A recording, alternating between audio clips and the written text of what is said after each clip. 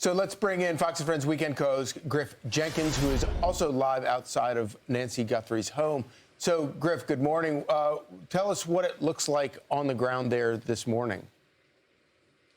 Well, Charlie, I'll tell you what it looks like on the ground, but more so what it looks like in the sky, because that signal sniffing technology is not just sophisticated, it's brand new, cutting edge. I spoke extensively yesterday to the man who created it, Dave Kennedy, to try and fly in a helicopter in a low, slow grid pattern over the rough terrain full of steep hills and deep culverts here to try and get a ping from Nancy Guthrie's Pacemaker. Here is, for our viewers, what it looks like to be in a helicopter. Watch this.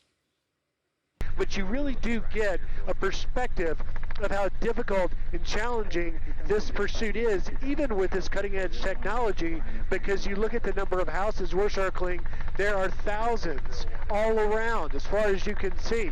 The problem and the challenge is the needle in the haystack factor, because you can see just how big Tucson and these Catalina foothills are. It is much like hunting for a needle in a haystack. But despite the needle in the haystack odds, this technology attaches a sniffer, a tracker to the bottom of the helicopter, trying to get a ping from Nancy Guthrie's Pacemaker. Here, I explained to you a little bit of how that signal might be detected. Watch this.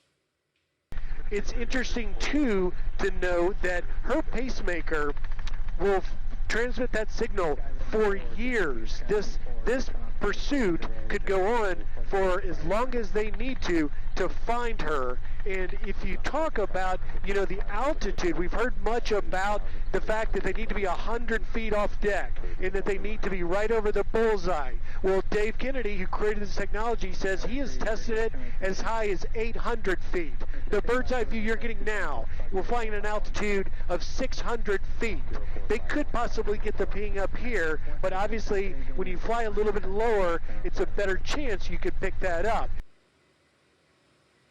And Kennedy says that the type of pacemaker that Nancy had is the best we could hope for. It essentially, every 1 to 3 minutes, sends a simple ping up that's saying, hey, iPhone, are you there? Well, in this case, if the signal sniffer in the sky can pick it up, they can locate it, do a triangulation of directional antennas, and within an hour, they could possibly find her.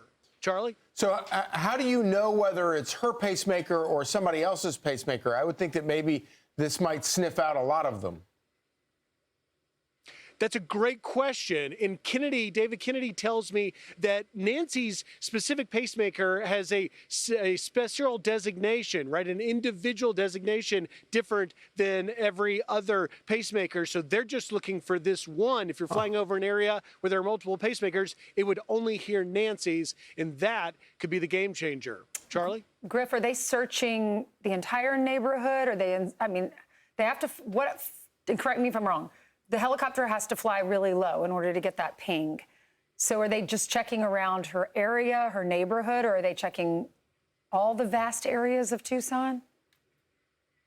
That's such a great question, Ainsley, because Tucson's a wide area. You saw from the helicopter downtown in the mountain areas, but it appears from what we can observe of the Pima County Sheriff's helicopter over the past few days, they're flying in this sort of a grid pattern over the area that we have seen these activities. Remember, only about 2 miles from Nancy's house was that Friday night into Saturday morning raid on that house. And then, of course, the Range Rover was found at the Culvers, another mile and a half away.